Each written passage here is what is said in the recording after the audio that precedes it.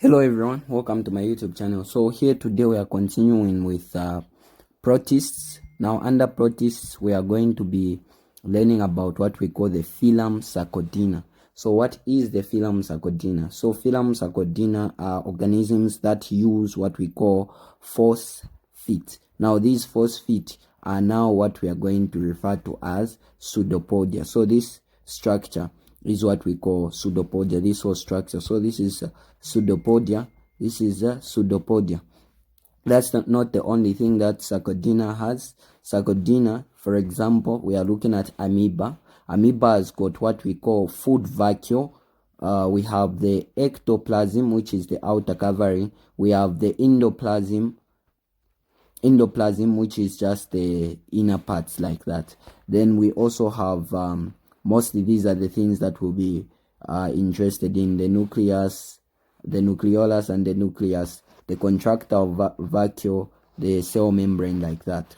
So now let's discuss more in about these parts. So these are the things that we are going to be looking at: Pseudopodia, nucleus, food vacuole. We have the ectoplasm, the endoplasm, which together collectively form what we call the cytoplasm. Then we also have the contractile vacuole, which we have talked about. Each of them have got a very essential key role they play in the survival of the organism. So the phylum Sarcodina, we are now specifically talking about amoeba, is that they are mostly single-celled. So they are mostly single-celled like that. Then the other thing is that they occur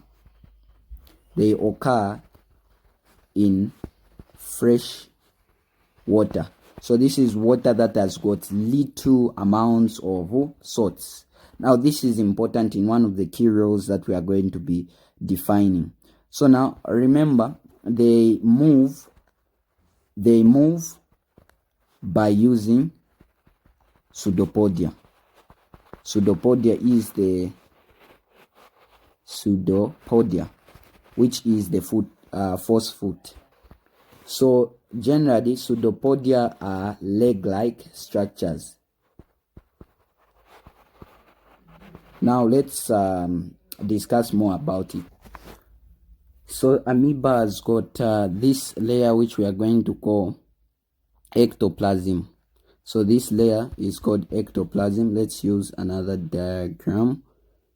So where is it labeled? So we have the ectoplasm there, we have the ectoplasm. So this is generally what we refer to as the ectoplasm. So what is the function of the ectoplasm? So the ectoplasm is important in the formation of Pseudopodia. So with this is how Pseudopodia is made. So the Pseudopodia, it's more like it's an extension like that.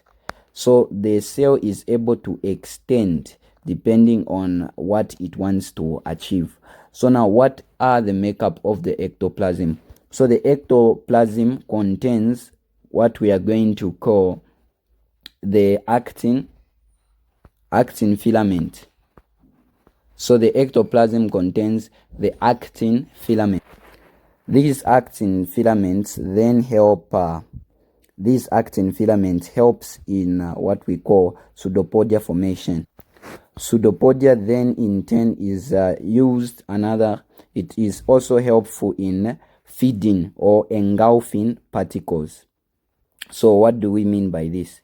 Engulfing particles. What do we mean by this?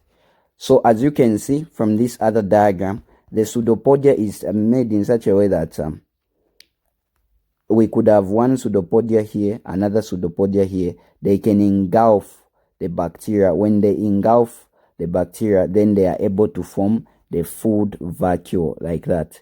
So this is generally what we call the food vacuole. So what is the use of the food vacuole?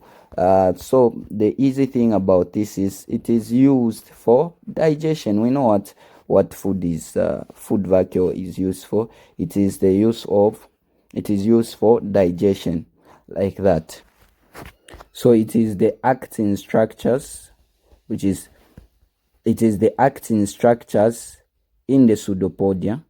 So that helps in the in the ectoplasm that helps in the formation of pseudopodia. These are the ones that cause the shape to change like that. So that is basically it for ectoplasm. We have talked about it is used in the formation of pseudopodia, feeding and engulfing particles. We have also talked about what it is made of. It has what we call the actin filament. Now the pseudopodia, we have talked about the function. It is used for feeding, and also the other important thing that the pseudopodia is used for is locomotion. So locomotion is basically what we call movement. So it is used in movement. The other thing that we need to talk about is what is the function of the contractile vacuole.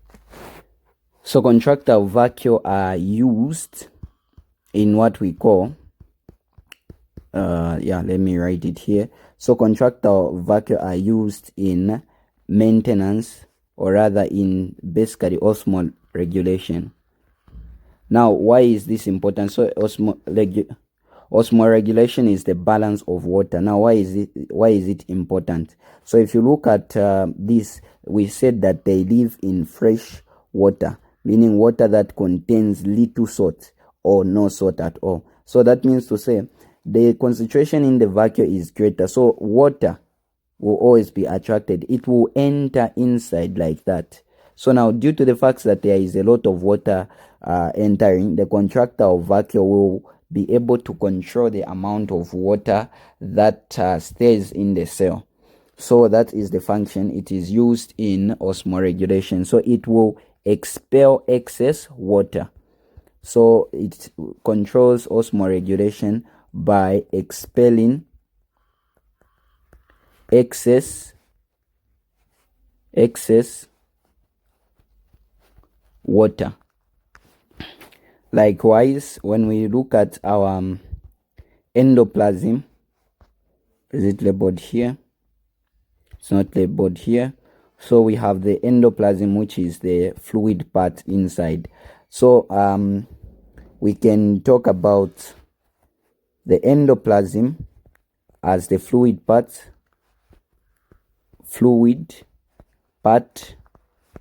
of the cytoplasm. Remember, endoplasm is the internal fluid part of the cytoplasm. So remember, the cytoplasm is separated into two layers. We have the ectoplasm. We also have the inner one, which is the endoplasm. So that's why we are saying that for the endoplasm, it is the internal fluid part of the cytoplasm, like that. So this is where most of the organelles are suspended. So most of the organelles are suspended in the endoplasm, and it is a site of metabolic reaction, because this is where reactions will be taking place. Site of metabolic reaction or metabolism. Likewise, we already know what is the function of the nucleus. It is just to control the cell activity. It's nothing different here as well. So these are basically it about amoeba. So know this structure: pseudopodia, cytoplasm separated into endoplasm, ectoplasm and endoplasm. We have the nucleus. We have also the contractile vacuole. We have the food vacuole. Cell membrane controls what enters and leaves the cell, like that. So basically that's that. And also one of the effects of amoeba is that it causes amoebic dysentery. So that's that on the effects of amoeba.